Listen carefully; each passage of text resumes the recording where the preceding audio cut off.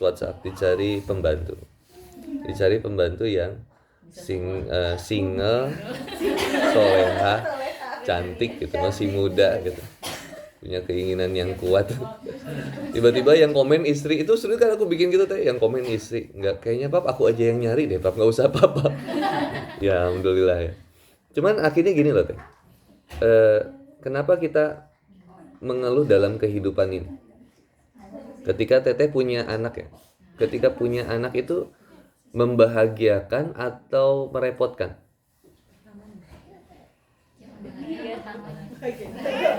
Saya sebelum nanya anak, punya suami itu membahagiakan atau menyedihkan?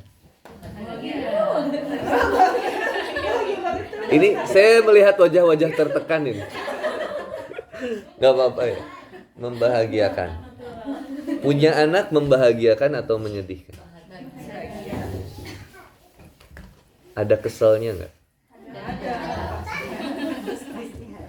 Berarti yang namanya bahagia itu mungkin nggak absolut atau mutlak ya. Tapi kalau kita ngentikan Quran, bahagia itu bisa absolut mutlak. Kalau bahagianya itu bergantung kepada Allah. Susah teh melihat itu. Melihat cara pandang seperti itu, tapi perlu latihan. Aku suka bilang rumah tangga Handi Boni sama Rini itu bukan nggak pernah ada masalah, banyak masalah. Aku ngeladenin surat janda setiap hari ya, jambu batu, janda manis baru beranak satu, lucu-lucu itu ya, cuman aku mah biasa ya ngobrol. Jadi banyak masalah nggak ya? Banyaknya sama aja sih teh, sama kayak rumah tangga orang lain. Seneng banget kayaknya kalau jadi suaminya Ustadz Boni itu di rumah suka ditausiahin. Masa iya sih aku tiap ke rumah tausiah? Tiap buka pintu gitu langsung Assalamualaikum, innalhamdulillah. Nggak mungkin. Ya biasa aja kayak ya assalamualaikum ya mam, ya gitulah biasa. Cuman yang membedakan kita itu ya ternyata satu. Yang membedakan kita itu respon kembali ke Allahnya lebih cepat karena ada ilmu. Makanya Nabi Muhammad SAW itu nggak pernah ngajak kita jauh-jauh teh. Teteh itu boleh kaya, boleh ngejar untuk teteh kaya, teteh mau banyak harta ya nggak masalah. Tapi Nabi itu cuma ngajak dulu pertama gini, Allahumma aghnini bil ilmi dulu. Lo kamu tuh jangan sampai kamu punya harta tapi kamu nggak punya ilmu, nantinya harta kamu akan mencelakakan kamu. Lalu sekarang apa gunanya harta kalau jadi banyak maksiatnya? Makanya aku kenapa semangat banget ya dakwah di Korea untuk ketemu sama teman-teman pekerja di Korea. Salah satunya mengingatkan itu. Teman-teman pekerja di sini kan gajinya nggak kecil ya, sedikit ya, besar ya. Nggak apa-apa, foto itu penting loh dalam sebuah pengajian. Bayangin loh. Kenapa pekerja itu penting didakwahi? Karena mereka gajinya gede banget. Berapa sih? Hampir 20 jutaan ya? PMI segitu ya? Oh, kalau suami teteh beda ya? Kok kayaknya ada pembeda kalau PMI? Oh gitu emang beda? Beda-beda. Yang kerja di Korean Company, PMI maupun di staff KBRI kan beda-beda. Oh, lebih dari yang PMI berarti? Nah, miris nggak lihat yang gitu? Terus gajinya besar atau ya punya gaji, punya kerjaan, tapi nyangkutnya di norebang. Iya kan? Karaokean teteh. Nanti saya ajak ke sana. Oh iya, Masya Allah. Annyeonghaseyo. Jadi saya suka bikin quotes ini loh teh. Siapa manusia yang paling jahat dalam kehidupannya? Yo manusia yang dikasih rizki sama Allah, tapi dia pakai rizki itu buat bermaksiat di jalan Allah. Nah orang yang paling baik itu orang yang dikasih rizki dan dia manfaatkan rizki itu untuk taat sama Allah. Misalkan teteh dari rumah ke sini, ada yang naik mobil atau ada yang naik bus atau ada yang jalan kaki misalkan. Itu salah satu pemanfaatan rizki di jalan Allah. kitanya nggak kerasa teh. Ketika teteh keluar dari rumah, kata Rasulullah SAW, setiap keluar dari rumah ucapkanlah kalimat Bismillahi tawakkaltu 'alallah la haula wala quwata illa billah. Maka dari keluar rumahnya sampai kita ke tempat tujuannya itu dijaga sama malaikat. Kalau kita misalkan wa may yakhruj min baitihi muhajiran ilallahi wa rasulihi summa yudrikul maut. Kita keluar dari rumah. Wa may yakhruj min baitihi, kamu keluar dari rumah kamu menuju Allah dan Rasul, kemudian berhijrah kepada Allah dan Rasul, pengen melakukan sesuatu karena Allah dan Rasulnya, summa yudrikul maut, tapi kemudian ada kematian di jalan, ketabrak truk misalkan, ketabrak bus misalkan, ketinggang tiang listrik misalnya, ketiban tiang listrik, kan itu gimana caranya? Bebas ya? Pernah lihat nggak sih, lihat ada seorang yang lagi jalan tiba-tiba kena ban truk yang lepas gitu, kan itu udah summa yudrikul maut faqad waqa'a Allah. Maka saya sudah tetapkan surga buat dia. Kalau benar niatnya. Nah, ini penting banget. Untuk menjadikan Allahumma atnini bil ilmi dulu. Kuatnya kita itu karena ilmu. Jadi, kalau kaya kita karena ilmu, itu kalaupun kita kaya dan kita punya ilmu, ilmu itu akan membuat kita tenang. Ilmu itu akan membuat kita tenang. Karena kalaupun kita, mohon maaf, miskin, sebutlah bukan miskin, cukup, nggak berlebihan, ya, cukup aja. Beli tas Louis Vuitton cukup, beli tas Gucci cukup. Jadi cukup misalkan. Ketika kita cukup, itu pun kita bisa bersabar karena kita punya ilmu. Kalau nggak punya ilmunya teh, bayangin, ngurus anak stres.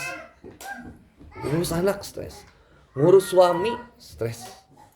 Nah, yang paling ini kayaknya hampir sama. Bukan hampir sama ya, tapi rata-rata keluhan istri gitu. Kita udah baik sama suami, tapi suami nggak baik sama kita, stresnya luar biasa. Kan al-insan abdul ihsan. Jadi manusia itu budaknya kebaikan. Itu pasti. Manusia itu budaknya kebaikan. Al-insan abdul ihsan. Al-insan itu manusia. Abdul, abid, hamba atau budak. Ihsan, kebaikan. Al-insan abdul ihsan. Manusia itu budaknya kebaikan. Jadi kalau kita mau suami itu sayang sama kita, itu nggak usah bosen untuk memberikan kebaikan kepada suami. Karena ketika kita bosen memberikan kebaikan kepada suami, suami akan mencari kebaikan di wanita yang lain. Nantinya gitu. Tapi ya sebenarnya ya, senakal-nakalnya suami deh, itu tetap mencintai istri yang pertama rata-rata gitu. Yang udah ya. Balik lagi gitu, balik laginya pasti tetap bilangnya, aku tuh nggak bisa hidup tanpa kamu. Ya tapi kenapa harus ada dia? Ya kalau lagi kesel ke dia gitu jadi. Ya Allah. Nggak ini ya. Nah, saya kuatin tadi. Karena al-insan abdul ihsan, maka sebenarnya anak itu ya tadi itu sarana amal solehnya ibu. Kalau ada ilmu.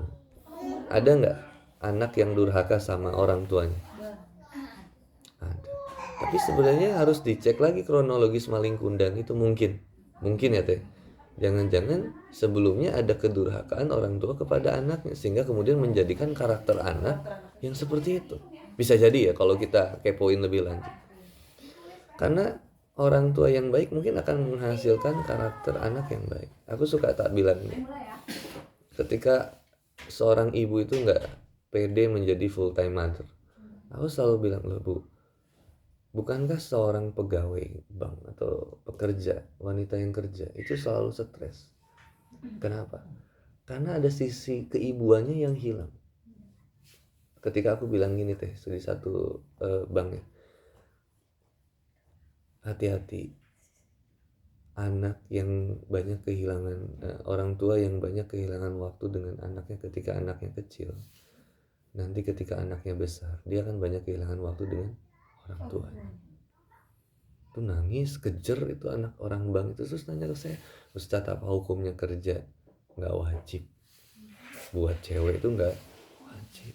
Yang wajib itu wanita itu menjadi tiangnya agama di rumah. Madrasatul ula. Teteh lihat kisah sahabiah tetap militan di luar dan militan di dalam juga. Fatimah tuh sampai ngenteni bilang ke Nabi itu, ya Rasulullah, kok kenapa Ali tuh boleh terus-terusan keluar, lo saya tuh enggak boleh. Kata Rasul, ya sederhana, surganya Ali itu di luar rumah, surganya kamu di dalam rumah. Istri aku juga sama, kadang stres gimana, daripada stres rungsing, karena istri juga pasti butuh keluar. Makanya kasih aktivitas dakwah supaya dia sibuk dengan dakwah, nggak nyibukin aku dalam dakwah. Ya biar sibuk juga dalam dakwah teh. Ajak dia mikirin, misalkan kalau di sini ada tadi ada komunitas Rumah Isa. Ada komunitas Rumah Isa, aktif aja di situ. Aktif di sini tuh kan bikin kita sebenarnya kayak mengeluarkan zat-zat yang stres itu keluar teh. Kita tuh stres ketika kita ngerasa kita paling menderita. Kayaknya aku tuh capek, aku yang capek. Jadi kita nggak pernah bisa merasakan bahwa suami kita juga capek. Kamu tuh nggak ngerti, ya kita juga nggak mau ngertiin juga gitu. Seegois itu kadang kita tuh. Jadi Nabi itu nggak pernah ngajarin kita egois. Nabi itu justru ngajak kita untuk banyak merasakan kesedihan orang lain. Jadi kayak gitu. Kalau kamu pernah ngerasa sedih, yuk kamu tuh manusia. Tapi kalau kamu bisa merasakan kesedihan orang, kamu tuh bijaksana. Kamu tuh dai yang luar biasa. Kiai Haji Rahmat Abdullah, Allahu yarham, Syekhul Tarbiyah, itu sampai bilang begini. Kemuliaan seorang dai itu ketika apa? Dia memiliki masalah, tapi dia lebih bisa mengedepankan untuk menyelesaikan masalah umat dulu. Masalah orang dulu, diberesin. Ya, orang-orang yang di KBRI yang menyelesaikan permasalahan orang sebenarnya. Itu pahalanya gede kalau dia ngerti. Jadi kasih tahu gitu teh, Bapak itu udah punya pahala yang besar di sisi Allah. Kenapa? Loh, kamu tuh menyelesaikan masalah orang. Walaupun sebenarnya kamu tuh banyak masalah. Sama aku juga kamu masalah. Bisa, jangan ditambah-tambahin. Kamu tuh udah bisa banyak pahalanya dari Allah. Kenapa? Karena kamu banyak menyelesaikan permasalahan orang. Kasih hadisnya. Bukankah Rasulullah SAW menyampaikan bahwa siapa yang menyelesaikan permasalahan orang lain, maka Allah akan memudahkan jalannya ke surga. Banyak kebaikan yang bakal Allah kasih berarti. Tambah apalagi teh? Udah gaji itu cuma bonus. Makanya suka tak bilang, jangan menodai dengan bermaksiat kepada Allah. Itu pakai ilmu. Dari semuanya teh, untuk kita mulai, ini yang pertamanya yang bikin kita jadi ke warning dalam kehidupan supaya jadi full manfaat, full barokah, itu adalah satu, ingat matinya. Aku pernah dapat jamaah teh, ada jamaah papap, itu tiba-tiba nangis, curhat. Ternyata ketika itu dia janda, terus dia cerita sama, pas beres materi ini cerita bahwa dulu itu dia lagi marahan sama suami. Jadi marahan sama suami pagi-pagi tuh, pagi-pagi marahan sama suaminya sampai teriak-teriak. Begitu beres marahan, belum beres sih, maksudnya masih marahan gitu, suaminya pergi ke kantor, istrinya di rumah dalam keadaan masih sama-sama marah. Suaminya tabrakan di luar rumah, tabrakan. Suami tadinya pergi dalam keadaan penuh kebencian, istrinya pun penuh kebencian, pulang menjadi mayat. Itu yang kata istri saya, nauzubillah, kata istrinya, saya nyesel, marah Ustaz, saya nggak memberikan yang terbaik di akhir hidupnya. Nah, saya tuh akhirnya mengambil kesimpulan bahwa iya, orang yang beriman itu kadang makan hatinya banyak. Karena kita tuh boleh disakiti, tapi nggak boleh menyakiti. Kita tuh boleh dizolimi, tapi kita nggak boleh menzolimi. Tapi teteh tuh boleh. Fitrah teteh tuh merasa mengeluh, capek, pengen marah, boleh. Tapi ketika dikedepankan nilai takwanya, ilmunya, teteh tahu bahwa jangan-jangan ini hari terakhir saya atau dia. Mending kasih yang terbaik aja buat dia. Mending kasih yang terbaik buat suami. Suami nyakitin teteh boleh nggak? Boleh ya? Boleh. Tapi kita nggak boleh nyakitin suami. Ya kan kayaknya aneh ya. Kayaknya aneh ya. Tapi itu kan kalau itu pun jadi konsep orang beriman, berarti konsepnya suami juga sama kan? Istri boleh nggak nyakitin suami? Boleh. Tapi suami boleh nggak nyakitin istri? Nggak boleh. Bayangin kalau konsepnya gitu teh, asik jadinya jalanin rumah tangga. Kalaupun ada marah, balik lagi tadi, itu cuman ego yang selesainya cepet. Selesainya cepet. Cepet selesai. Sama ya? Iya kan sama. Masalahnya selesainya jadi cepet. Karena inget mati tadi. Kemudian kita kembali ke Quran surat Al-Mulk ayat 2 dan 3 tadi. Ketika alladzi khalaqal mauta wal hayata liyabluwakum ayyukum ahsanu amala. Maka kita akan mendapatkan alladzi khalaqal mauta. Walaupun mau itu sesungguhnya bakal meninggal. Namun sekarang saya kasih kamu potensi kehidupan wal hayata.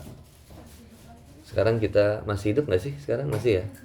Masih, alhamdulillah. Artinya ketika masih hidup, nah inilah potensi yang Allah berikan dengan sebaik-baiknya. Pakai ini dengan sebaik-baiknya, pergunakan dengan sebaik-baiknya. Gimana cara memakainya?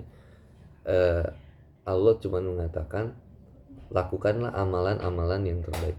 Ahsanu amalan. Saya sedikit kasih apa amalan yang terbaik ya. Jadi ada beberapa ahsan di dalam Quran, itu salah satunya ahsanu qaulan. Ahsanu qaulan itu perkataan yang terbaik. Jadi Qurannya gini. Wa man ahsanu qaulan mimman da'an ilallah wa amila sholiha wa qala innani minal muslimin. Siapakah yang lebih baik lisannya, perkataannya, ucapannya, wa man ahsanu qaulan mimman da'an ilallah, kecuali mereka yang mengajak, mengatakan sesuatu yang bisa mengajak seseorang lebih dekat kepada Allah. Waman ahsanu qawlan mimman da'an ilallah, kalimat dakwah. Wa amila sholihah, dan mereka juga senantiasa beramal soleh. Qala innani minal muslimin, maka saksikanlah ya Allah, saya sebagai seorang yang muslim.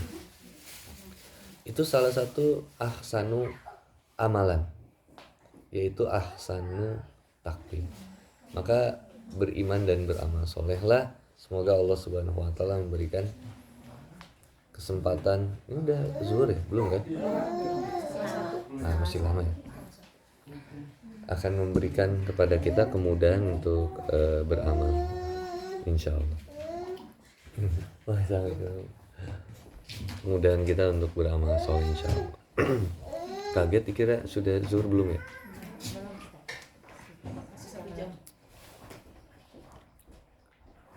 Sebenarnya mati itu enaknya dikasih tahu ya, supaya bisa well prepare nggak sih? Supaya misalnya, misalkan dikasih tahu Mbak di WhatsApp, Mbak 3 hari lagi ya, katanya. Kayak ada, ya itu persiapan itu membuat kita lebih baik gitu. Nggak apa-apa teh, iya masya Allah. Aku tuh seneng ya kalau ada kajian, ada anak-anak berkah, terus anak-anaknya berisik, itu tuh bagus, nggak apa-apa. Berarti pahala kita banyak buat sabarnya, ngelatih kita buat sabar. Kasih obat tidur aja tuh. Itu kalau kan nikmat kayak gitu ya teh. Karena anak itu yo sampai usia berapa tahun lah? 9 tahun ya, nggak boleh kena marah, nggak boleh kena bentak anak itu. Iya teh, baiknya gitu. Supaya apa? Supaya saraf-saraf otaknya fresh. Kayaknya nggak boleh kena marah. Kalau mau marah, bukan lebih marah ya, lebih ke manggil nama yang lembut gitu. Kan saking sayangnya ibu sama anak kan, misalkan nih ada vas bunga kesukaan teteh jatuh sama anak kecil, anak teteh, tuh mau marah nggak? Enggak. Tadinya mau marah, misalkan nih, tadinya mau marah, Tapi ngelihat pecahan vas bunga itu ada di sekitar anak kita, lu nggak jadi marah. Karena lebih menakutkan anak kita kena pecahannya. Makanya kita bakal bilang, dah kamu diam dulu di situ, nggak usah kemana-mana, diem gitu ya. Bayangin tuh, Allah Subhanahu Wa Taala itu ngelihat hambanya yang banyak maksiat juga kayak gitu. Qul ya ibadiyalladzina asrafu ala anfusihim la taqnatu mir rahmatillah. Innallaha yaghfiru dzunuba jami'an. Udah banyak maksiat sama Allah. Kata Allah tuh, kamu tuh saya sayangin, makanya disebutnya qul ya ibadiyalladzina asrafu. Kamu tuh kenapa banyak maksiat sih gitu ya. Tapi kata Allah, udah diem. La taqnatu mir rahmatillah. Saya tuh ngajak kamu supaya enggak berputus asa dari rahmat aku. Innallaha yaghfiru dzunuba jami'an. Kamu akan saya ampunin dosa kamu semuanya. Dengan cara kita banyak beramal. Nah mami biasa aja ngisi sama mami. Jadi dari ayat ini kita dapetin kesimpulan yang pertama itu, hidup itu adalah potensi yang diberikan oleh Allah untuk kita senantiasa beramal soleh. Maka manfaatkanlah hidup untuk yang maha hidup, supaya bikin hidup lebih hidup lebih manfaat. Dan hiduplah dengan banyak ilmu, karena hidup dengan banyak harta itu tidak menjadikan kamu bahagia. Tapi hidup dengan banyak ilmu akan selalu membuat kamu bahagia. Hidup itu bukan mencari bahagia dengan harta ataupun bahagia dengan yang ada di dunia. Tapi hidup itu mencari bahagia dengan keridhaan Allah. Hidup ini sebenarnya sederhana, melakukan apa yang Allah suka dan meninggalkan apa yang Allah tidak suka. Beramallah karena Allah, karena siapa yang beramal karena seseorang, maka itu adalah perbuatan syirik. Siapa yang tidak beramal karena seseorang, itu namanya riya. Maka satu amal itu menjadi diterima ketika amal itu ikhlas. Ikhlas itu adalah ketika tujuannya Allah dan dilakukannya benar sesuai dengan Rasulullah Muhammad SAW, sunnah. Maka untuk menjaga keikhlasan itu penting untuk kemudian kita benar penempatan sesuatu di dalam hati kita. Lillah, billah, illallah. Karena Allah, di jalan Allah, dan hanya mengharapkan balasan dari Allah. Semoga mami semua juga, mami, teteh-teteh semuanya senantiasa diberikan kemudahan dalam menjalankan kehidupan ini agar sesuai dengan apa yang Allah titahkan. Dan mudah-mudahan kita pun bisa kembali kepada Allah husnul khotimah insyaallah. Allah terima taubat kita, Allah perindah ibadah kita, dan Allah perlembut hati kita juga. Seandainya ada yang mau dipertanyakan, dipersilakan. Dihitung sampai 3. 1, 2, 3. Terima kasih. Ada yang mau ngobrol nggak? Nanya apa?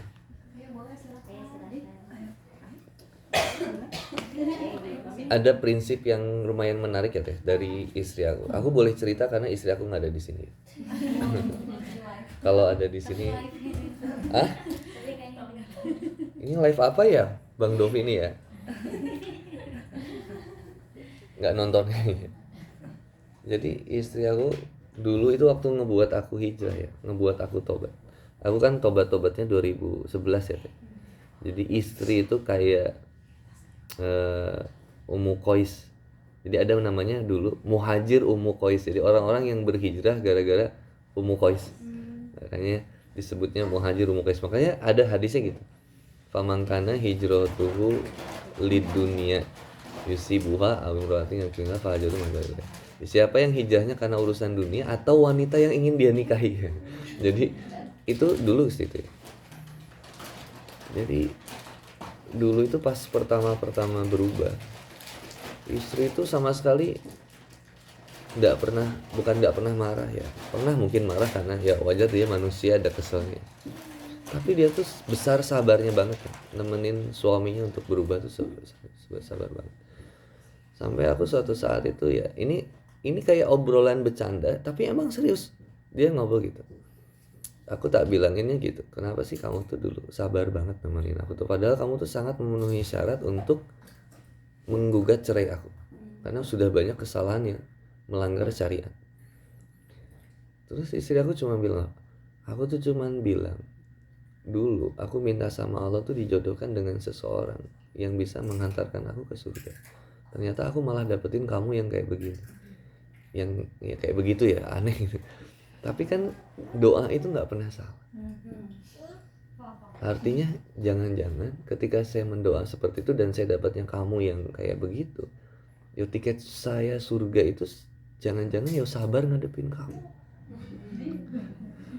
Seperti sabarnya Asia nemenin Firaun. Ini suka ada yang salah kaprah ya.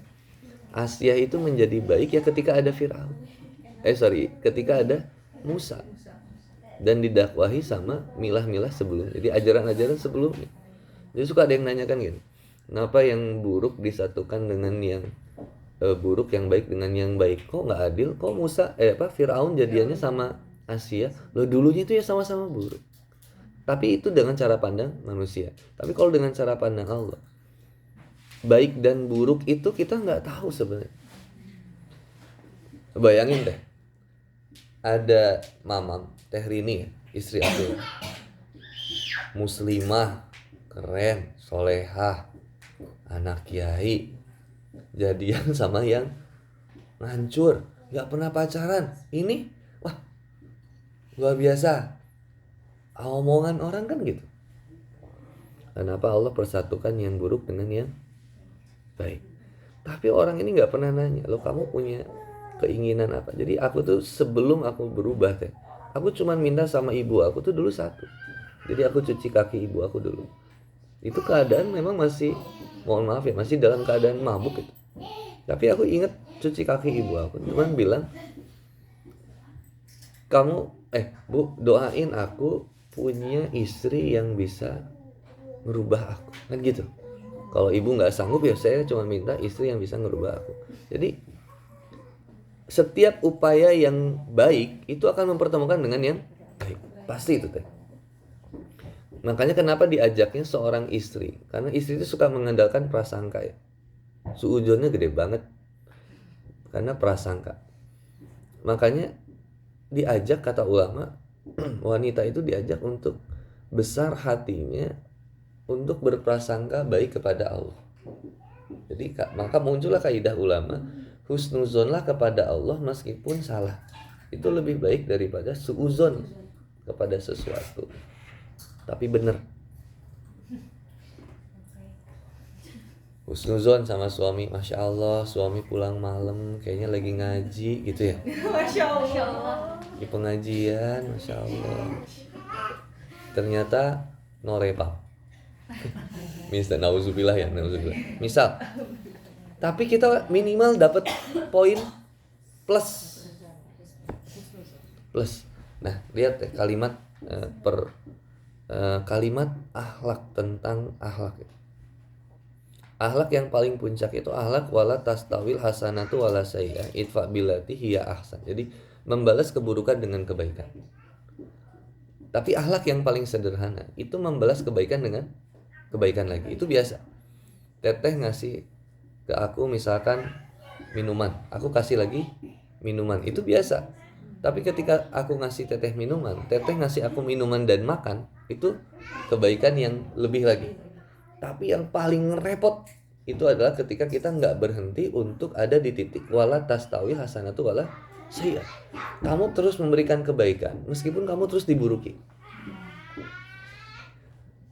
Nah, untuk menjaga rumah tangga teh, supaya suami senantiasa tunduk patuh sama Allah, itu bisa caranya salah satunya adalah berzikir dari setiap air minum yang dibuat dan setiap makanan yang dibuat. Makanya teteh itu boleh punya pembantu, tapi nggak boleh amal solehnya semuanya diambil sama pembantu, nggak boleh. Jadi tetap amal soleh istri itu harus muncul. Contoh, bukain pintu, amal soleh istri. Bukain sepatu, Itu amal soleh istri, jangan sampai jadi amal soleh pembantu. Apalagi bukain baju, itu nggak boleh. Itu jadi amal masak, nganterin. Bahkan ada kaidah ya teh. Suami punya tamu di rumah, misal suami punya tamu. Itu nggak boleh sebenarnya, nggak baik istri yang memberikan kopi buat tamu, nggak boleh. Buat kopinya simpen di ruang tamu, biar suami yang bawain buat, bagusnya gitu.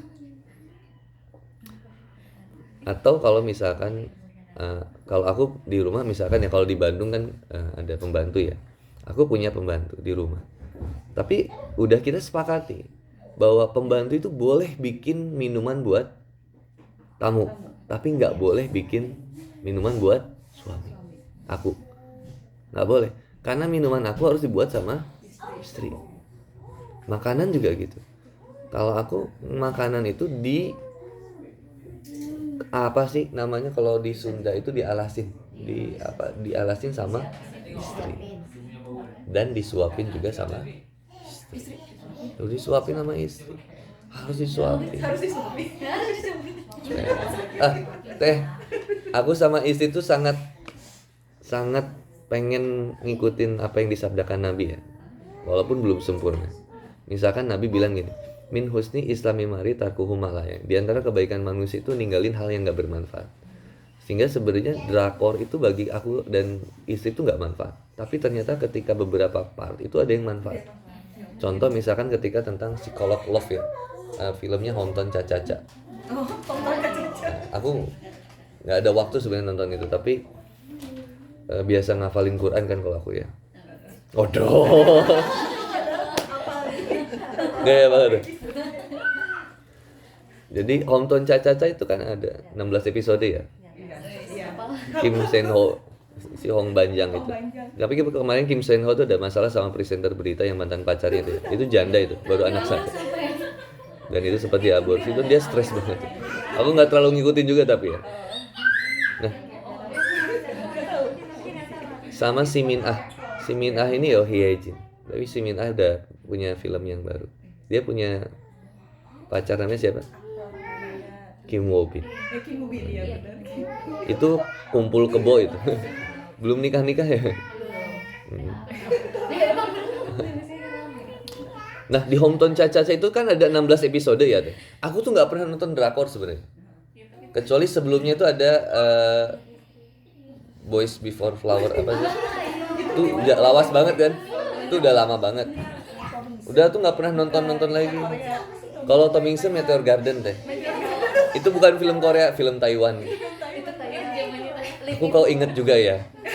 Nah di Hometown Cha-Cha-Cha itu ternyata pas istri aku bilang, "Pap, ini keren banget." Dia cuma ngebilang ke aku, karena kan dia orang psikolog ya, dia psikologi pendidikan anak. Dia bilang gini, "Pap, aku tuh nonton itu karena ada materi tentang mentalitasnya."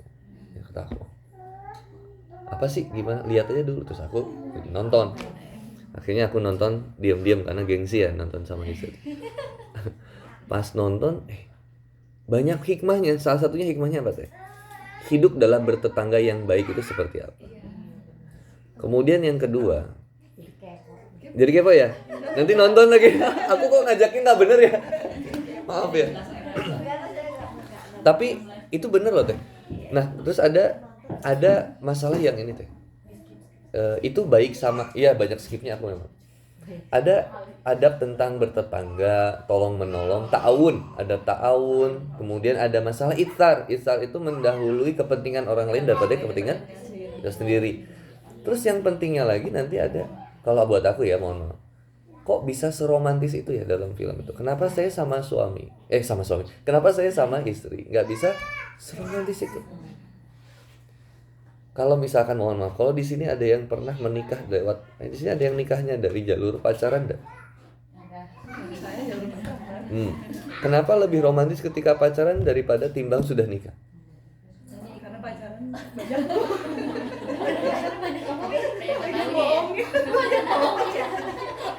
Karena waktu pacaran.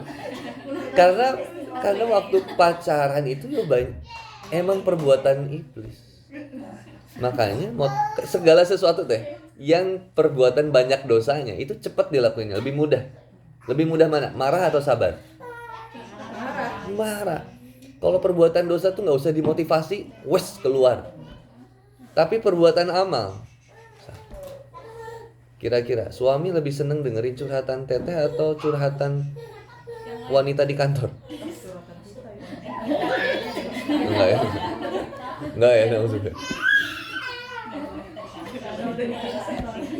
Kalau dengerin curhatan wanita sendiri tuh repot. Saya suka masalahin kalau sama suami itu nggak boleh, sama istri itu nggak boleh nggak ada komunikasi. Karena emang saya satu orang komunikasi juga kan. Emang ada fitrah wanita itu pengen didengar, pengen dimengerti. Dengan cara ya banyak ngobrol, ya tanya obrol. Makanya harus ada kalau barat itu bikin yang namanya apa? Pillow talk ya. Obrolan kasur, gitu. Obrolan kasur. Tapi masa iya di kasur sih ngobrolnya gitu. Ya lagi nyantai kenapa sih? Ya kalau Nabi Muhammad SAW itu kan tiap beres Isya, pada Isya itu minta waktu untuk ngobrol sama istrinya sampai malam. Kalau suaminya nggak ada tamu, kalau ada tamu ya diterima tamu. Kalau nggak ada tamu ngobrol sama istri. Kalau obrolan sama istri selesai tidur. Berarti tidurnya sekitar jam 9-an tuh udah tidur. Sebenarnya. Allah a'lam bishawab. Tadi ngobrolin apa sih? Yuk. Tetangga ya. Romantis.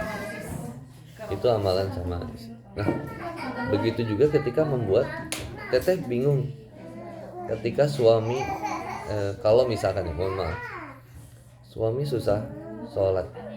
Kalau susah sholat ya salah satunya ya cara merubahnya nggak bisa dengan cara dimana, karena karakter suami itu nggak senang diceramahin, nggak suka diingetin, itu nggak bisa. Paling harus tadi kasih kebaikan, banyak doain. Yang berikutnya ngobrol, diskusi pelan-pelan, nggak boleh bosen lah. Kalau misalkan kita dengan cara yang baik aja udah susah, apalagi dengan cara yang tidak baik.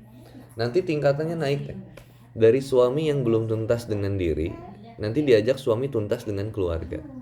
Kalau udah suami tuntas dengan keluarga, baru diajak suami tuntas dengan umat.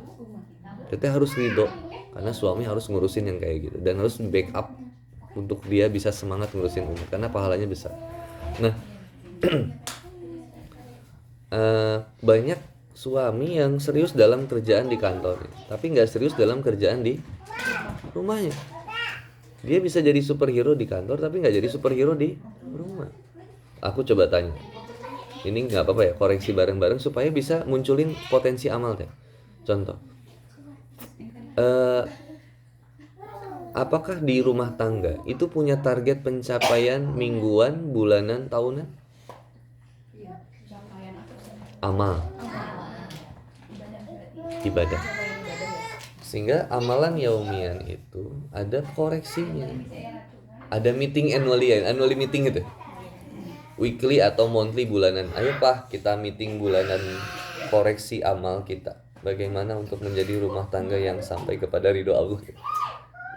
Itu kayak kedengarannya lucu deh, tapi itu ternyata penting. Karena kita mau, akhirnya kan mau, tadi balik lagi ke materi. Emang teteh dari mana, mau kemana, mau ngapain aja, kan penting. Terus saya dari mana ya? Saya dari Allah. Mau kemana? Ya kembali kepada Allah. Tadi nongkring di aku. Oh ya. Tahu saya hilang tadi, diambil ya. Mau ngapain aja ya ibadah kepada. Semuanya jadi ibadah, nggak ada yang jadi ibadah.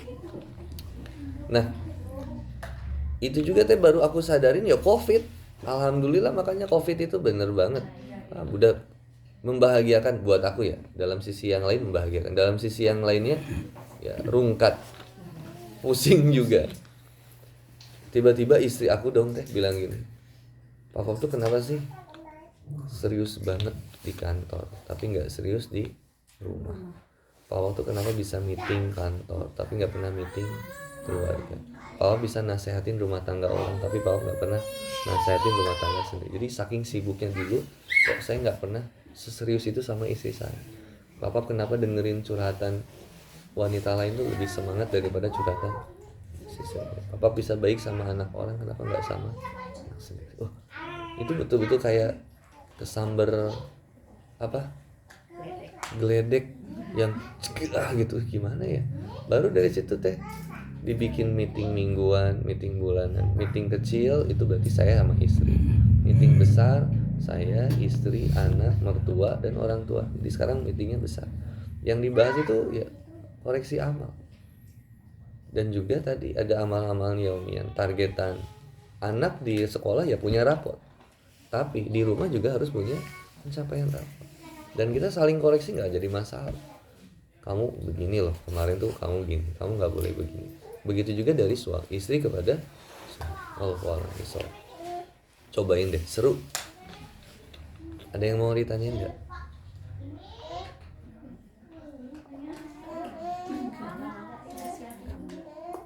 Ya ngobrolnya kesana kemari lah ya.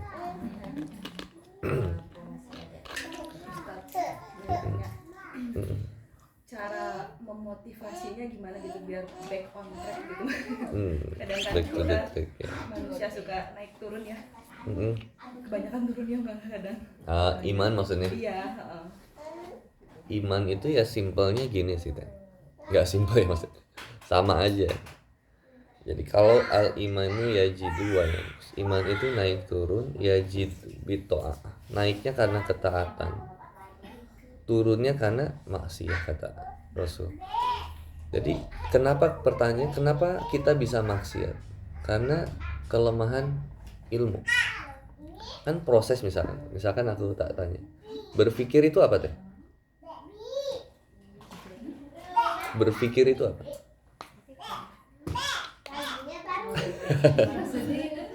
Kok jadi mikir ya? Mikir tentang berpikir. Coba berpikir itu apa? Proses Itu langsung mikir juga lah situ. Langsung mikir. Berpikir berarti adalah sebuah proses mengolah informasi yang didapatkan oleh panca indera. Simpelnya gitu kan. Dari apa yang didengar, dilihat dan dirasakan. Itu proses berpikir.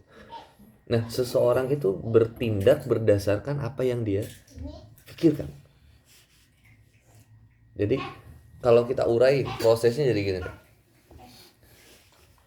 Informasi, tahu, sadar, mau, mampu, bertahan, berkembang. Aku ulangi ya.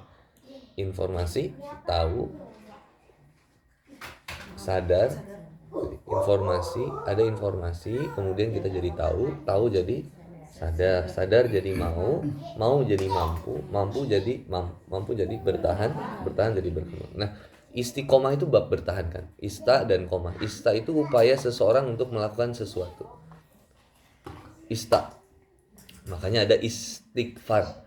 Ista dan gofaro. Ista itu upaya yang terus menerusan. Gofaro mohon ampun, jadi upaya terus-terusan untuk kita mohon ampun. Kalau ista dan koma itu tegak lurus sempurna. Maka ada ikomah. Ikomah itu sebenarnya berdiri dulu baru komat. Kalau di kita komat dulu baru berdiri. Ya komat itu ya komah itu ya tegak lurus sempurna. Berarti istiqomah itu sebenarnya adalah upaya yang terus-menerus dilakukan untuk menegakkan nilai-nilai syariat Allah. Harusnya gitu. Upaya yang terus-menerus dilakukan. Supaya kita berikhtiar terus gimana caranya supaya kita sesuai dengan harapan Allah. Makanya kata Allah, innalladzina qalu rabbunallah summastaqamu tatanazzalu alaihimul malaika alla takhafu wa la tahzanu wa abshiru bil jannah. Jadi orang yang istiqomah itu Allah pastikan. Gak usah kamu takut, gak usah kamu sedih. Alla takhafu, kamu gak usah takut dengan apa yang ada di hadapan kamu. Loh, saya udah jamin semua rizki kamu. Wala tahzanu, dan kamu gak usah bersedih hati dengan masa lalu kamu. Loh, kamu ketika memperjuangkan buat istiqomah, saya itu sudah mengampuni setiap dosa-dosa kamu yang lalu. Hebatnya Allah. Yang penting istiqomah aja. Ngerti gak ngerti, berangkat aja ke Al-Falah. Ada kegiatan, makanya Rumah Isa tuh ya wajib ngajinya seminggu sekali tuh ya. Minimal ya. Sebenarnya seminggu sekali ya buat wanita. Yang minimal tadi dari teh siapa? Teh istrinya Agila. Teh siapa nama? Laila Majnun. Iya ya. Makanya kan si itu siapa? Pacarnya Laila tuh. Di novelnya Majnun itu kan gila. Majnun itu kan gila. Laila, Kois, Apa? Novel apa? Novel Laila. Laila. Oh, Laila. Oh, zaman Aladin. Bukan. Kok aku jadi lupa ya? Ya, saking tergila-gilanya kan masanya novelnya namanya Laila Majnun. Tergila-gila dengan Laila. Nah, misalkan tadi Teh Laila seminggu sekali untuk ngariung ngumpul makan bareng, itu nggak masalah untuk seorang wanita ya. Kan wanita itu kalau wanita sendiri munfarid, satu ya, seorang namanya apa? Mar'ah kan. Jadi almar'atu kal mir'ah, wanita itu seperti cermin. Jadi sering ngaca satu. Yang kedua gila akan penampilan. Yang ketiga kayak cermin itu ketika cermin pecah katanya kan gitu ya. Kalau cermin itu pecah bisa disusun kembali tapi tidak akan bisa menampilkan bayangan yang sama. Ya sama kayak wanita kalau sudah dikhianati susah untuk bisa percaya lagi. Nah, tapi kalau lagi banyak kan wanita itu yang namanya Anisa. Anisa itu ya dari kata nasa, bercerita, berarti ya harus sering cerita. Kalau laki-laki teh sering ngobrol, jangan dipendam sendiri, tahu-tahu bunuh diri. Makanya orang Korea itu ya nggak, angka pembunuhan rendah pasti, tapi bunuh diri tinggi karena mungkin nggak ada yang ngebunuh ya.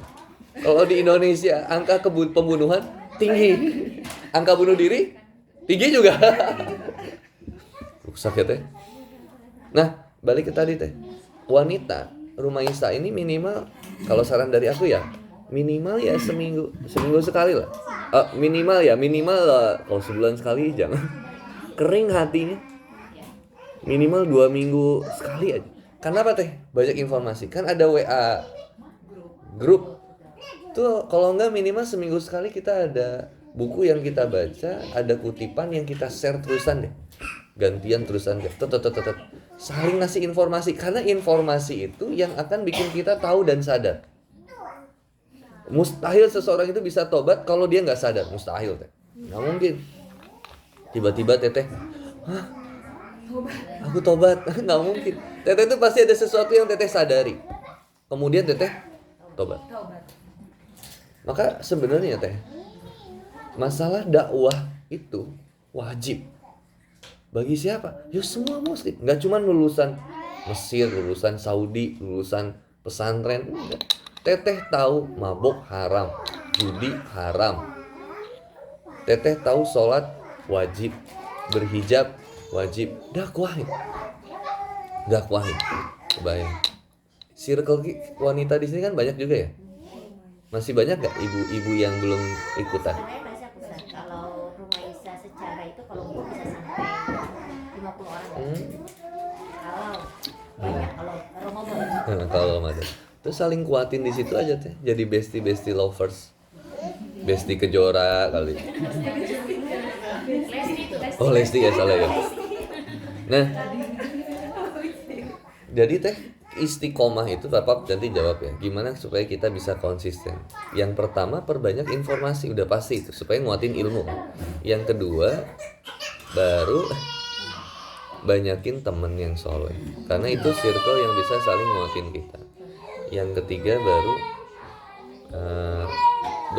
doa itu yang di Quran surat Ali Imran ayat 8 ya. Robbana la tuzigh qulubana ba'da idh hadaytana wa hab lana min ladunka rahmah innaka antal wahhab. Kemudian yang keempat memperbanyak sedekah. Sedekah itu kenapa Mbak bisa mengistiqomahkan? Ya karena dalam setiap sedekah itu ada doa. Jadi gini teh, kalau teteh ngasih ke pengamen, rata-rata kita ngasih uang ke pengamen itu supaya pengamen itu pergi, nggak jadi nilai sedekah, jadinya nilai hasanah 1. Tapi kalau mau jadi nilai Quran surat Al-Baqarah ayat 261, jadi 700 kali lipat sampai lebih, itu harus diniatin sedekah. Makanya ketika kemarin tak bilangin sama Mang Aziz ya, kalau dalam kaidah Syafi'iyah warung yang tanpa penjaga itu kurang pas, karena harus ada akad ijab kabul. Makanya kan Imam Syafi'i itu kalau akadnya online itu nggak sah. Kalau Imam Syafi'i nggak sah, makanya haram jual beli online. Tapi kalau Imam bin Hambal ya nggak apa-apa. Makanya kita cari kaidah kontemporer yang memperbolehkan. Sebenarnya ada nggak yang memperbolehkan warung tanpa penjaga? Kan ini aku beli ambil ya jujurnya aku ya. Iya. Boleh nggak aku misalkan ini harga 1.500 aku bayar 1.000 bisa nggak?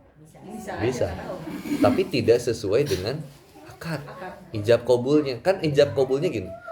Harganya tertera. Gitu ya Teh. Akadnya tertera 1.500 misalkan. Berarti saya harus bayar 1.500 di cancel gitu. Ya terus aku masukin 1.500. Pertanyaannya, dengan siapa saya ngomong saya terima barangnya? Bener gak? Saya terima barangnya. Kan kalau dalam kaidah akad gitu, ijab kabul, teteh nikah, suami nikahin teteh, itu ijab kabulnya sama siapa? Sama wali kan? Ayah. Nah, saya terima nikahnya. Nah, sebenarnya nggak masalah ketika gini teh, nggak apa-apa ya, bagus melatih, namanya warung kejujuran kan, warung kejujuran melatih. Tapi ada nilai plus ketika ada seseorang yang menjaga. Kenapa? Karena ada doa yang nanti bisa didoakan. Karena ada keberkahan dari akad ijab kabul tijaroh itu, ada kemuliaan. Apalagi ditambah dengan sedekah teh. Misalkan aku beli New Green Tea ini harga berapa? 1.500 tadi. Ya, 1.500. Aku bayar misalkan 2.000 teh. 500-nya kan jadi apa tuh? Sedekahnya buat apa? Masjid. Maka kemudian kata aku, Kang Boni, ini 500-nya sedekah. 500-nya kembaliannya gimana? Kata aku, teh, kalau yang jaganya laki-laki ya, sedekah aja. Jadinya sedekah buat masjid. Oh gitu? Ya tuh ya. Langsung didoainkan ya. Ajarakallahu fima atoit, atau misalnya doanya, ya Allah mudah-mudahan senantiasa diberikan keistiqomahan sama Allah. Kan ada dalilnya jelas dalam Quran. Supaya apa? Menanamkan ketenangan di dalam hati. Menenteramkan. Harus didoain. Menenangkan. Kalau enggak dibikin ini teh. Misalkan di kotaknya, kotak yang ini ya. Baiknya ya sebenarnya kalau di Masjid Al-Falah. Baiknya itu ada doa atau ada akad yang ditulis. Kayak teteh kalau belanja Tokopedia itu ada notif nggak? Ada notif. Teteh beli satu misalkan beli mainan anak, tertera harganya, tertera. Kemudian ketika tertera ada penjelasan warna segala macamnya, ada. Kemudian dipilih, ketika dipilih mau check out, kemudian keluar detailnya, ongkosnya sekian, ininya sekian, kirimnya berapa lama, ada. Nah itu disebutnya akad. Lanjutkan transaksi disebutnya akad. Maka oke, lanjutkan transaksi sampai keluar semuanya, baru kemudian payment, bayar. Maka setelah bayar ijab dan qabul itu harus diobrolin sama sistem. Tapi kalau di sini bagusnya ditulis di canceling kas itu, misalnya uang tabung ditulis itu. Dan semoga bermanfaat. Nih doa gitu-gitu aja sih. Misalkan kayaknya lebih bagus gitu, tapi nggak masalah. Ini kenapa sih jadi koreksi? Ya nggak apa-apa ya. Bagus. Karena sayang potensi sedekahnya itu. Apalagi kalau infak. Misalkan ada kotak sedekah, ada kotak infak. Kalau infak khusus spesial untuk pergerakan dakwah. Maintenance gedung segala macam ya harus ada. Makanya kita punya harta. Ketika teteh punya harta 100.000 rupiah, untuk sedekah 50.000 mungkin besar. Tapi teteh akan merasa biasa aja. Iya gak? Sedekah 50.000. Ketika uangnya 100.000. Tapi ketika harta teteh 1 miliar, sedekah dengan persentase yang kayak tadi itu jadi repot. Bener gak? 100.000, 50.000. Kalau 1 miliar 500 juta. Makanya kalau kaya tanpa ilmu itu jadinya kerepotan. Jadinya perhitungan. Aduh, saya kalau sedekah kebanyakan banget, sedekahnya 500 juta. Saya punya seseorang ya, kenalan. Bayar pajak, bayar zakat mal. Zakat malnya itu bayarnya sampai 8 miliar. Ternyata sebenarnya pas dihitung-hitung lagi kayaknya baru hitungan kasar ya. Tak pikir-pikir lagi nggak mungkin 8 miliar. Harusnya lebih, karena ada uang yang mengendap minimal kayaknya lebih dari 1 triliun. Oh, dia penghasilannya per bulan 1 triliun. Nah, karena perusahaannya banyak ya, ada 18 ya. Kalau misalkan 1 triliun, kan itu udah pasti jelas kena nisab zakat. Potensi zakat malnya harusnya jadinya berapa? Kalau 1 triliun, 2,5% kali 1 triliun berapa? 25 miliar. 25 miliar ya. Kenapa jadinya 8 miliar? Karena sudah kerasa besar. Kebayang nggak? Teteh belum kebayang ketika misalkan uang kita masih biasa ya teh? Ya biasa. Bayangin gini teh, ada seorang Pak Haji ke rumah saya itu stres, rokokan depan rumah. Kenapa Ji? Dia baru uangnya ke hold 50 miliar. Stres dia. Tapi saya tanya, loh emang di haji itu ada uang ada berapa lagi? Sampai bisa sestres ini. Ya Ustaz, di saya sekarang rekening tuh cuma sisa tinggal 1 miliar Ustaz. Tinggal sisa 1 miliar, stresnya luar biasa. Sama aku kan langsung tak liatin ya, nih Pak Haji kan. Oh saja biasa aja. Yang membedakan tuh karena biasa megang lebih dari. Nah sama ketika kita sedekah teh. Makanya nanti ya kapan-kapan ya ada ayat nanti tentang tijaroh dengan Allah. Pernah dengar ayat itu? Hal adulukum ala tijaroh tunjikum min azabin alim. Itu diajaknya sama Allah, tu'minuna billahi wa rasulihi wa tujahiduna fi sabilillah bi amwalikum. Oh, kamu untuk berjihad dengan harta itu repot beratnya luar biasa. Pernah dengar kisah Abdurrahman bin Auf enggak? Yang hijrah itu teh. Abdurrahman bin Auf hijrah ke Madinah, pengen ikut sama Nabi waktu itu. Ketika hijrah kan sama kaum Quraisy dibilang, kamu boleh ikut tapi harta kamu semuanya tinggalin di sini. Supaya apa? Supaya orang-orang kaya di Mekah tuh takut untuk ikut sama Nabi. Karena kecenderungan kegilaan manusia tuh emang sama harta tuh. Udah pasti tuh. Lowong sita tuh bisa disegani, bisa dihormati karena kita kaya, bisa jadi loh. Aku pernah cobain ya teh. Aku datang pakai Avanza ke satu kantor, sama aku datang pakai Rubicon, perlakuannya beda. Direkturnya nyambut gitu. Kalau datangnya pakai Avanza, yang nyambutnya satpam. Parkirannya nggak ada yang khusus. Tapi aku nggak marah. Yuk karena tahu teh, kemuliaan dunia itu ya harta. Loh Ibu Amnas itu ya Ibnu Abbas itu ya pernah ngetennya begitu, bahwa kemuliaan dunia itu dengan harta, kemuliaan akhirat dengan takwa. Nah, Abdurrahman bin Auf itu akhirnya istrinya juga ditawarin gitu sama kaum Quraisy. Kalau kamu mau ikut sama Abdurrahman bin Auf, kamu boleh, tapi hartanya kamu semuanya tinggalin. Tapi kalau kamu di sini, saya akan berikan semua harta kekayaan Abdurrahman bin Auf ditambah pemuda terganteng di Mekah akan dinikahkan dengan kamu. Kira-kira kalau teteh di posisi itu milih ikut suami atau stay di Mekah? Berangkat ke Madinah dalam keadaan miskin atau stay di Mekah dalam keadaan banyak harta dan bisa dinikahin sama berondong?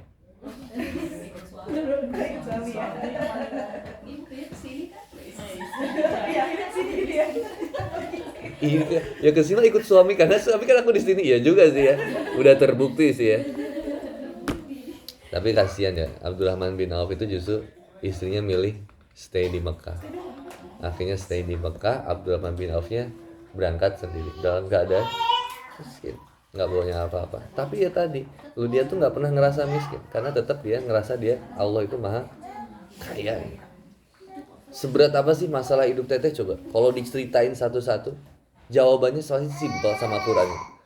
Mungkin aku misalkan gini, misalkan teteh bilang, saya tuh ada hutang banget nih, 1 miliar. Mungkin masalahnya kayak gitu. Mungkin saya nggak bisa selesaiin untuk ini mana rekeningnya saya transfer. Mungkin nggak gitu penyelesaiannya. Tapi Allah tuh cuma cara penyelesaiannya enak. Wa may yattaqillah yaj'al lahu makhraja wa yarzuqhu min haitsu la yahtasib. Tapi kalau kita pakai motivation ayat, enak. La yukallifullahu nafsan illa. Lo kamu tuh seberat apa masalah kamu sampai kamu kemudian nggak mau memohon berharap kepada Allah? Karena ujian kamu lo nggak akan pernah melebihi sebagaimana Allah membebani sesuatu kepada kamu. Biasa aja. Kalau pakai ayat jadinya ringan, tapi kalau dijalani rudet. Tapi kerudetan itu ya fitrah normal. Tinggal gimana berupaya untuk wa may yattaqillah. Punya hutang itu gampang, tinggal di bayar. Bener kan? Tinggal bayar. Apa yang susahnya teh? Ya kan? Makanya Jalaluddin Maulana Rumi itu pernah ngenteni dalam novelnya itu. Kata Jalaluddin Maulana Rumi, apa yang kamu cari itu mencari kamu. Nah kita tuh terlalu fokus mencari uangnya daripada menjemput Allah. Sama teh, aku pernah hutang aku sampai pernah miliaran sebelum hijrah juga sama. Bukan sama ya, maksudnya saya gitu. Kok sama sih kesannya teman-teman punya hutang miliaran? Aku miliaran udah pernah. Stresnya wah teh, sampai protes sama istri. Kata kamu aku harus sholat, harus ngaji. Kok nggak berubah kata. Istri aku cuma jawab gini, papa kalau kerja dulu atau gajian dulu? Kerja dulu. Ya udah kerjain aja dulu. Gajiannya nanti kan. Belakang. Jazaa'uhum inda rabbihim jannatu adnin tajri min tahtihal anhar khalidina fiha abada. Toh ikhtiar kita untuk terus melakukan itu akan senantiasa bernilai pahala di sisi Allah. Makanya kenapa urusan hutang di dalam surat Al-Baqarah itu detail, panjang banget, harus ada saksi. Misalkan suami teteh berhutang, pinjam uang, itu harus ada 2 saksi, teteh sama siapa satu lagi dari pihak dia. Kenapa? Supaya jadi catatan kalau suatu waktu ada apa-apa, suami meninggal, itu ada yang meninggal, bahaya teh muamalah itu. Muamalah itu ya salah sedikit bisa jadi haram. Contoh misalkan teteh ngasih aku makanan di depan meja ini, walaupun nggak ada sekarang. Iya nggak apa-apa ya, ini mah cuman misalkan teteh ngasih makanan di atas meja ini, belum dipersilakan. Makanan misalnya belum dipersilakan ya, cuman dikasih ditaruh sini, tuk misalkan. Ketika ditaruh di sini, itu belum tentu punya saya, iya kan? Karena belum terjadi akad. Kecuali dari Teh Laila nanti bilang gini, Kang Boni itu makanannya sambil di meal ya, sambil dimakan, sambil ngobrol, sambil monggo, maka jadi akad. Tapi kalau ditaruh doang, taruh aja di depan sama minumannya, yang siapa? Nah itu punya ustadz. Nggak tahu, belum ada akad. Kayaknya belum ada akad itu jadi penting. Kenapa teh? Misalkan, mohon maaf ya, ini cuma ngingetin. Misalkan sebenarnya ketika suami kerja di satu kantor dan dia memanfaatkan fasilitas kantor untuk kepentingan pribadi, bisa jadi nggak berkah harta yang didapatkan. Kenapa? Karena menyalahi akad dan aturannya. Karena nggak pernah ada dalam kontrak kerja boleh mempergunakan fasilitas kantor untuk kepentingan pribadi, kecuali ada akadnya yang diperbolehkan untuk itu. Nah, hidup kita sama. Jadi berkah itu ketika kita sesuai dengan harapan Allah. Hebatnya ikan itu di air, hebatnya manusia itu sesuai dengan aturan fitrahnya Allah. Makanya kok ada ya orang yang nggak mau diatur sama Allah, kok bisa? Tiba-tiba ada komen, gedek gitu aku. Tapi nggak boleh ya, benci sama orangnya nggak boleh, harus benci sama sikap dan sifat. Tiba-tiba dia mengkampanyekan free child, itu sakit hati banget dengernya. Kenapa? Karena ya kamu kok menentang Allah dan Rasul tanpa sadar. Makanya tadi aku tanya, teteh bahagia nggak punya anak? Tanya Teh Laila, ini di antara kita anak yang paling banyak Teh Laila ya. Tanya sama Teh Laila, bahagia nggak? Bahagia aja kok. Masih nggak sampai tiungnya ngeliat gitu, enggak. Iya kan? Ini gini, kacamata begini, aduh repot. Enggak, masih bisa mandi, masih bisa biasa. Makanya teh, yang apa? Gini lah teh. You become what you think, itu kunci banget deh. Allah itu sesuai dengan prasangka hamba. Kamu tuh sesuai dengan apa yang ada di pikiran kamu. Kalau kita mikirnya, aduh aku capek ngurus anak, bener capek. Aku tuh repot banget, bakal dijadiin repot ngurus anak. Makanya Imam Syafi'i itu punya orang tua yang baik, selalu mendoakannya baik sama anak, nggak pernah buruk-buruk. Masya Allah, hafiz Quran, mama lagi ngapain gitu coba. Teteh mau, aduh iya teh budak saha iya teh, astagfirullah, budak ibu. Kan harusnya kalau ke anak ya gitu ya. Saya nggak gitu-gitu amat ya, tapi saya cuma bilang ya cantik kayak gitu lah. Kalau ke anak saya yang perempuan, apalagi anak saya perempuan ya Bu, yang pertama itu teh deg-degan banget ya. Baru anak kelas 4 SD udah ada yang nembak gitu. Terus si Kansa tuh jawabnya gini teh. Anak aku tuh jawabnya, enggak, aku nggak mau jadi pacar kamu. Aku nggak suka sama kamu. Aku sukanya sama Arkan. Disebut temennya. Akhirnya yang nembaknya bilang, Arkan, kuaing sia mana? Berantem dipanggil aku. Ustadz, ada apa Pak? Saya kok dipanggil Ustadz, ini ada cinta segitiga. Aduh, masih 4 SD lah. Aku langsung stres ya. Kansa nggak boleh, kata aku begitu Kansa. Nah, makanya kan itu juga satu fitrah yang harus aku edukasi ya. Tapi yang paling terpenting, seorang suami itu, ayah itu nggak boleh tidak memberikan cinta terbaiknya. Supaya wanita ini kan, anak yang perempuan itu tetap merasa first love-nya itu ayah. Nah, itu repot. Nggak jadi ribet deh. Punya banyak anak tuh nggak? Saya aja punya anak 4, saya tenang kok. Oh iya tenang, karena di Korea istri saya. Tapi saya suka bilang gini teh, nambah anak itu nambah sarana amal soleh mama untuk sampai ke surganya Allah. Contoh, Teteh punya anak 1. Ya, misal mohon maaf, Teteh punya anak 1. Berarti ketika Teteh punya anak 1, potensi tiket surga Teteh dari jalur anak berapa? 1. Sabarnya Teteh ngadepin anak cuma 1. Beda nggak dengan karakter seorang yang punya 6 anak? Beda. Potensi surganya berarti ada 6. Kalau sabar. Tapi kalau 6 dirudetin semua, wah enggak. Makanya sabarnya kita kata Allah, sabar, kita bisa sabar karena ilmu. Dan sabar itu jadi kunci masuk surga. Makanya orang sebelum masuk surga, ya orang sabar dulu yang dipanggil. Salamun alaikum bima sobartum. Salam sejahtera bagi kalian yang sabar ketika hidup di dunia. Nambah lagi aja. Ngasih jeda boleh teh. Ngasih jeda. Teteh boleh ngasih jeda. Dengan mohon maaf misalkan upayanya KB atau azl. Azl itu adalah mengeluarkan sperma di atas perut. Itu boleh. Ini pembahasan jadi dewasa ya. Kok ini saking ngalor ngidulnya kita jadi ngomong enggak apa-apa lah. Seru kayak gini ya. Boleh azl. Nah, itu dalil azl itu mungkin yang jadikan kemudian kita boleh pasang KB.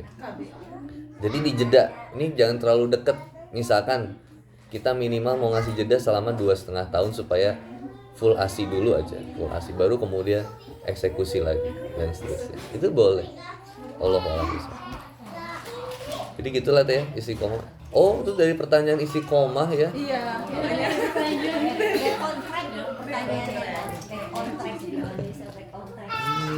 Iya ya, tung. Pokoknya gitu ya teh. Isi koma mah gitu, jalanin aja. Jadi tapi kalau mau rahasia salah satu ya teh, ada yang unik ya. Seseorang itu hanya bisa istiqomah sebenarnya dengan dakwah. Jadi semakin sering teteh dakwah, semakin teteh terlibat dalam kegiatan dakwah ya. Kayak tentang di Romisa, kayak kok Romisa ini apa? Rumaisa. Di Rumaisa teteh aktif terlibat bikin program, agenda sosial, charity segala macam ya. Itu mikirin tentang itu. Jadi misalkan ya teh. Enggak apa-apa direkam. Ini kan kayak tak paus dulu ya.